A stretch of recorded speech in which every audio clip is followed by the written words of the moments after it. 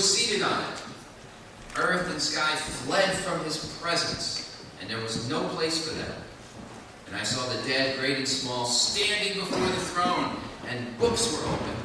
Another book was opened, which was the book of life. The dead were judged according to what they had done as recorded in the books.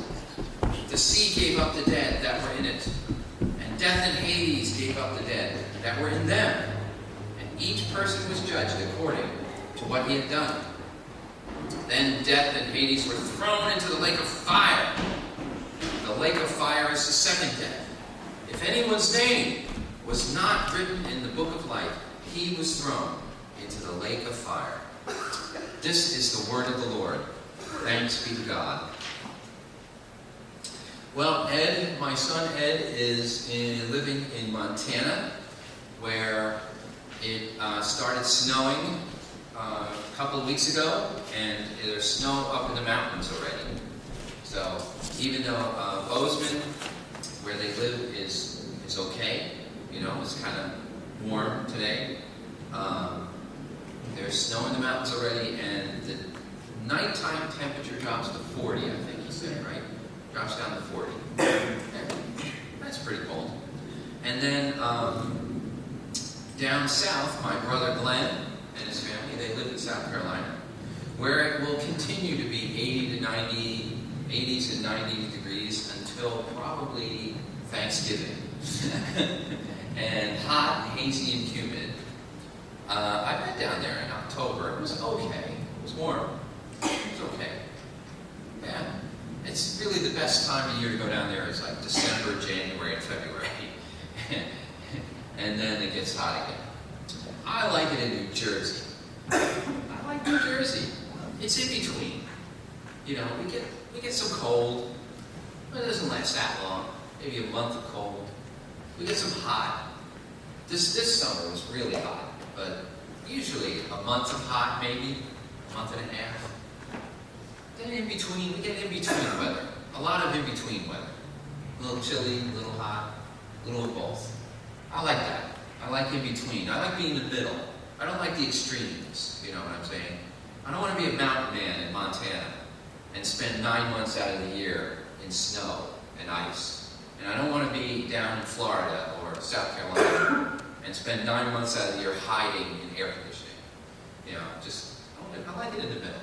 I hope it stays this way, in the middle of New Jersey. We're going to talk about being in the middle, in between. And we're going to do that because that's the point where we have gotten to the point. We've gotten to the end of evil, the end of Satan, the end of hell and Hades. We've gotten to the end of that. But there's still time for people in the middle to make up their minds. So let's take a look at why I said that here. Okay, so if we go back to chapter 19, back into chapter 19, we see praising God. They start out chapter 19 praising God in heaven, that God has made this wonderful thing, changing the universe, changing the world. And then in verse 11, chapter 19, verse 11, there's a horse, a rider on a pale horse. It's Jesus coming to bringing the end, the conclusion of this mighty saga that we have been going through. And then in chapter 19, verse 19, the beast and the false prophet and their followers, everyone with the mark of the beast on them, all their followers, starting in verse 9 and going down, they all are thrown into the lake of fire. That is the end of this terrible, terrible time of suffering and terrible time of trouble and trial. The beast, the false prophet, and their followers, thrown into the lake of fire. And then comes chapter 20, which is one of the oddest parts of Revelation. The 1,000 years of Jesus' reign, and then the return of Satan. Because Satan hasn't yet been finished yet at this point. But there's chapter 20, verses 1 to 6, is this 1,000 years of Jesus' reign, but he's reigning, and here's the thing. He reigns with the martyrs. People who have already been martyred for the cause of Christ and are already in heaven, wearing white, sprinkled with the blood of the Lamb, and praising God at the throne, at the foot of the throne. So, we then get down to verse 7, and that's where it ends for Satan. Satan and his minions, his angels, are finally thrown into the lake of fire. And then, chapter 20, verse 11, we have this interlude. I'll call it an interlude, because I don't know what else to call it. This is the judgment day, where the dead are judged. And finally, the book of life is opened and read. The names in the book of life go to heaven. If you're not in the book of life, I think there's a book of death. And if your name is in there, then you're in trouble. So there's this, and so in other words, leading up to this moment, there's this in-between time. The in-between time is, on the one hand, the people who have been martyrs, not believers necessarily, but just a smaller category of believers, martyrs, are already saved. And then you get the people who have the mark of the beast on them. They're already condemned. But there's this in-between group. They're in between, who have yet to be, we don't know their outcome, whether they're in the book of life or the book of death, until they're opened. Until this moment of chapter 20, verses 11 to 15, when the books are opened.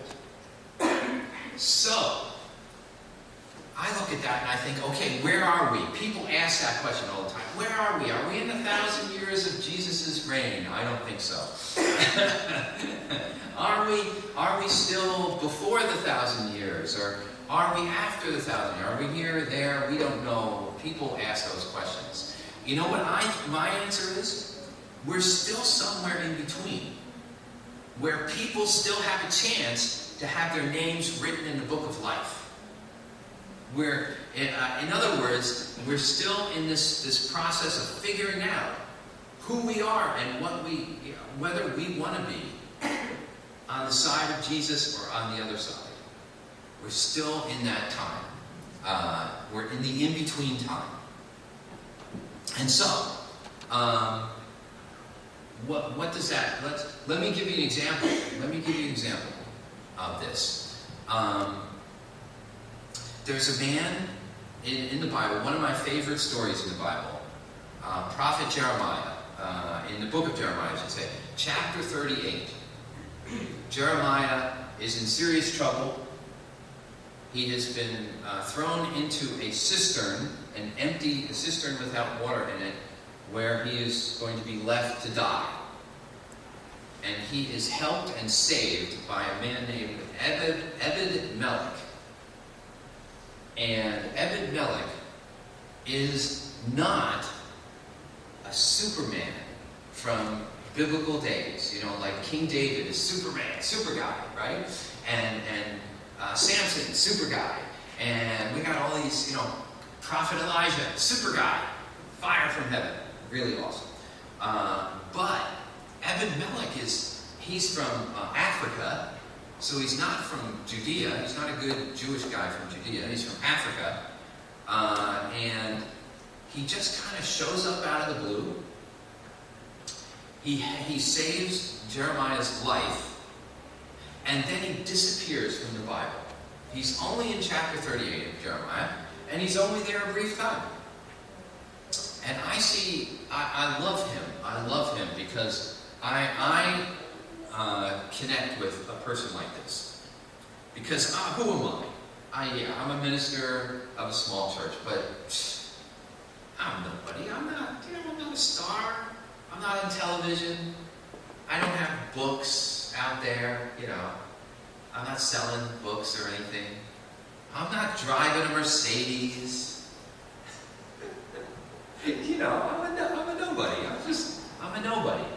And so I identify with Eben Melech because he's not a martyr for the cause. You know, he's not Stephen in the book of Acts, who delivers this great message about Jesus being the Messiah, and then is killed because of his belief, because of his faith. He's up there in heaven at the foot of the throne of God, praising God. He's wearing white. He's sprinkled with the blood of the Lamb. He's a martyr. He's a super guy in my mind. One of the super guys in the Bible. But Eben Melech is in between. He's one of the in-between guys. He's a hero, but he's like an unsung hero. I mean, how many people, I know, other than people who've been here for years, how many people have heard of Eben Melech here? Okay, now I know the Freemans, and I know you guys, because I talk about Eben Melech a lot over the years. But for some of you who just joined us, you have never heard his name, have you? He's an in-between guy. He had a moment there where he chose God. He chose God. And that's why we remember him in the Bible. Because he chose to do what God asked him to do. And he saved Jeremiah's life. And you got to figure, if Jeremiah was in trouble, then anybody who helped him could have ended up in trouble. So he could have ended up a martyr, but he didn't. So let's take a look at another example of this. Philippians chapter 4. At the end of the letters of Paul likes to thank people. He writes personal notes at the end of his letters to his churches, thanking people, giving advice to people, asking for prayers for certain people. So at the end of the letter of Philippians, chapter 4, starting in verse 2, he says this: I plead with Eurodia, and I plead with Syntyche to agree with each other in the Lord. Yes, I ask you, loyal yokemen, or yoke fellow, help these women who have contended at my side in the cause of the gospel, along with Clement and the rest of my fellow workers whose names are in the book of life. Okay, so here he has a little note. He says Eurodia and Syntyche are fighting. They're arguing, and he says they should stop arguing. And then he thanks the people of the church. He asks them to help support these two. And then he goes on to say Clement, he names another person, Clement, and the rest of the people of the church whose names are in the book of life. And so once again, how many people have read this passage? How many people know these names in churches? Probably not many. There are probably not many who have ever heard these names before. But their names are written in the book of life. And so they're not martyrs. They're believers like you and me. They're once again, they're in that in-between place where they're doing God's work. And back then with Paul, God's work was, the work of the church was to open up your home to the church, to have meetings in your home, in the church, to provide food for the people who came to the meetings, to worship, and then to go outside of the church and talk to your friends, your neighbors, your co-workers, people who God had put in your life to talk about Jesus. And invite them to your home, to the church. And that's what these people did. And notice, men and women.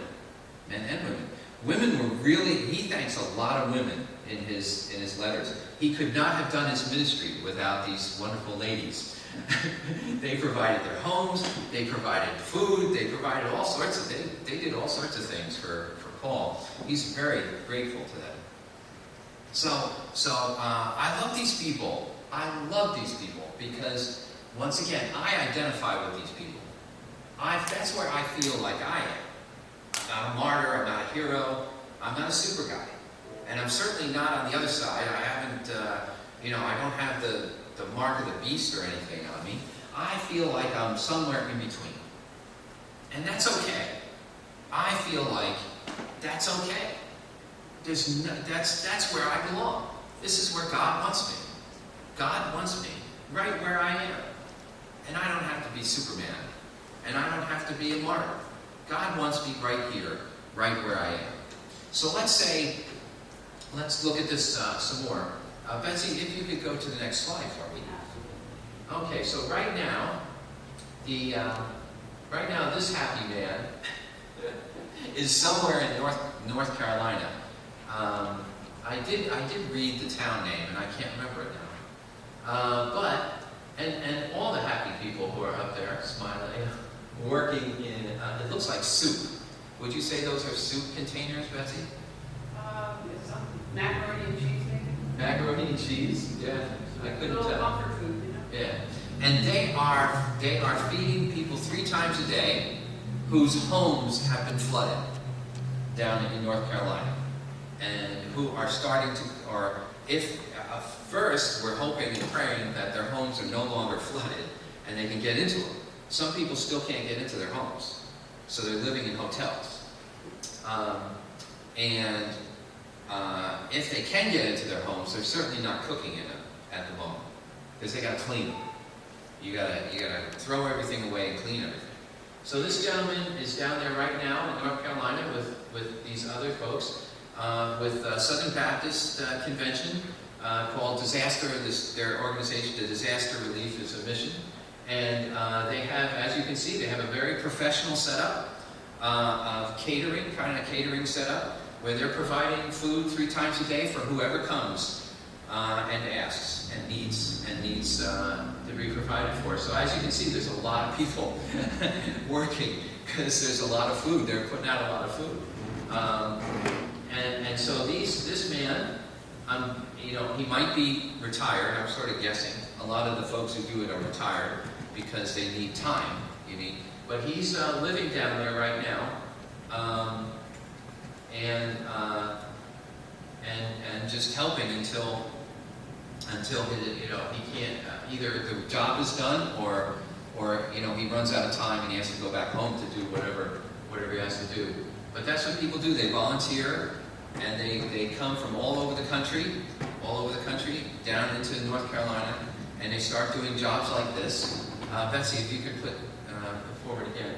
Okay, here's another picture of the relief effort in North Carolina, and I like this picture because of all the cans. What they do also is they get these cans from Home Depot. They're donated from Home Depot. And there are boxes next to them full of cleaning supplies, also donated from Home Depot.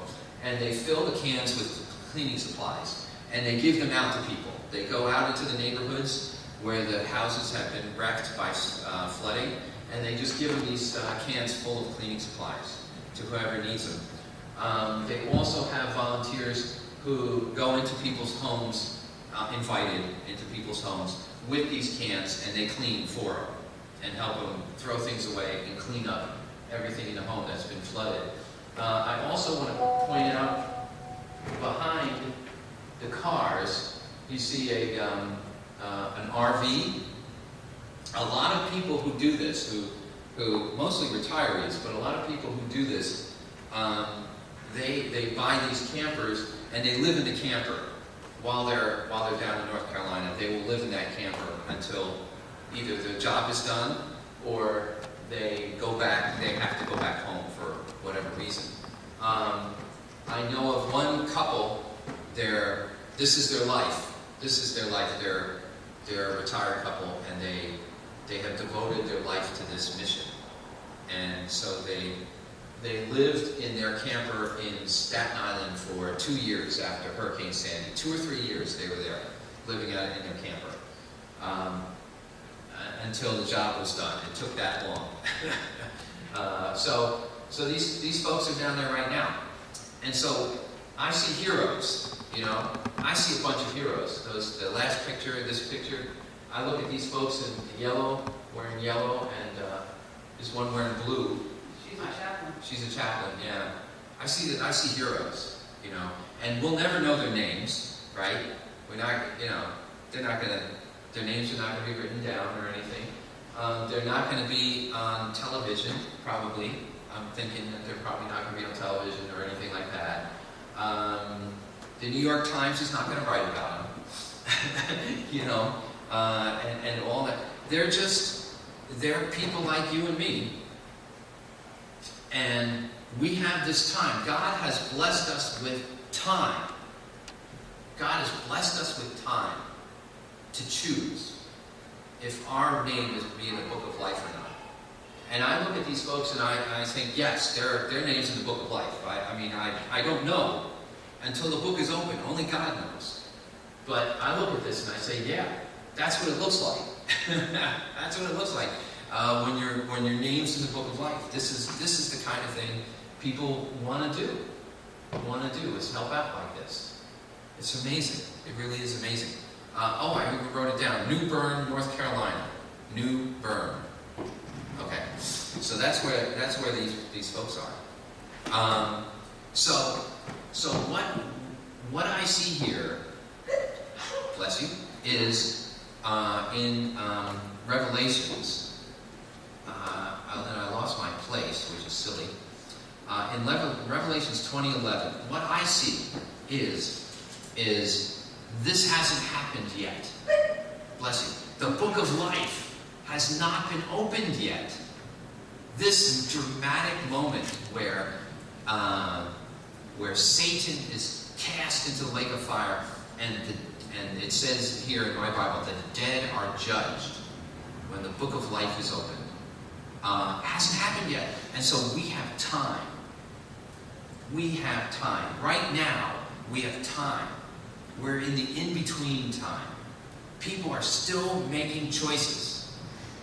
The people around us are still making choices. They have time to join those who have devoted their lives to Jesus Christ and doing His will, doing His ministry, doing the work that God has placed in our hands. We still have time. So we still have time to reach out to people around us and ask them to join us in this wonderful crusade, in this wonderful life that God has given us, a life, this life of service, this life of faith, this life of even occasional suffering. RVs are pretty comfortable, but they're also very, very small. Your world gets very small.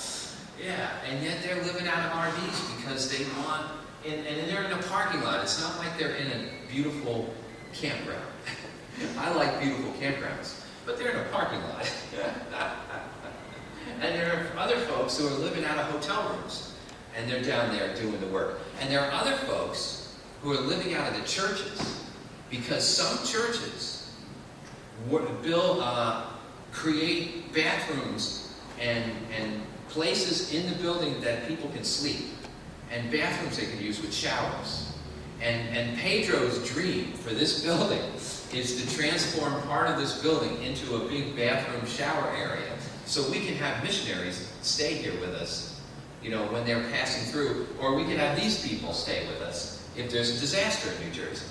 And I think that's a pretty cool dream.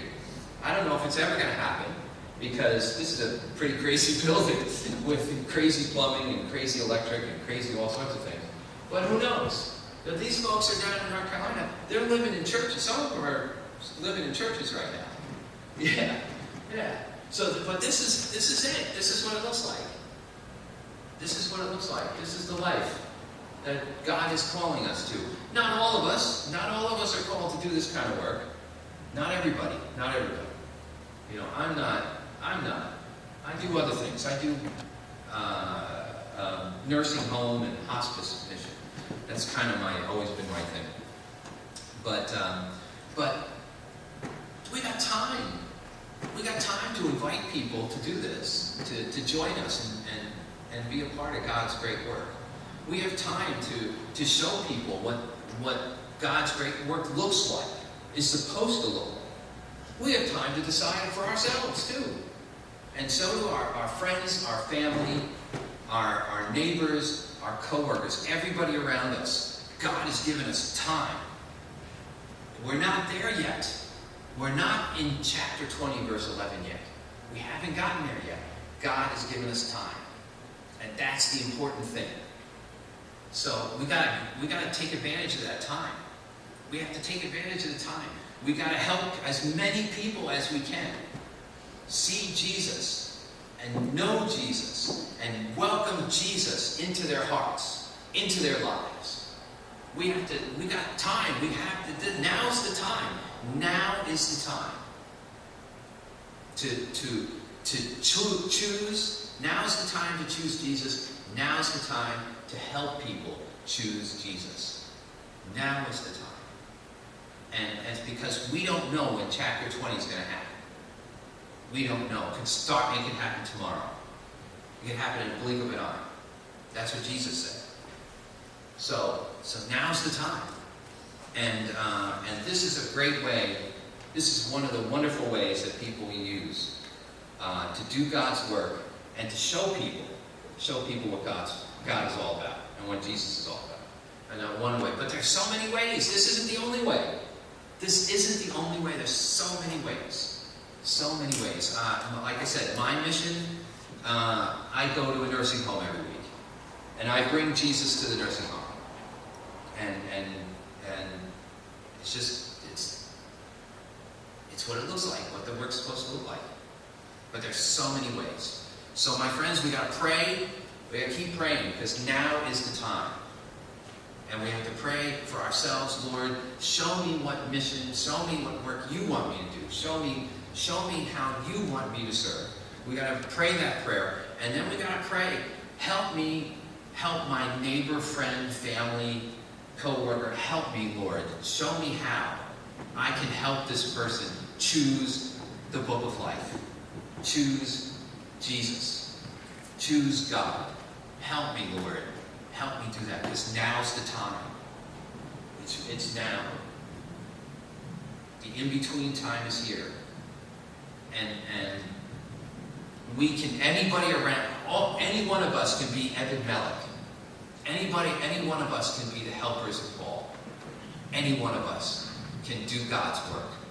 Everybody can do God's work. Everybody. Now's the time. So keep praying, my friends. Keep praying and ask the Lord to help us to reach everybody with the good news and the gospel of Jesus. So now we're going to stand and sing with me. We're going to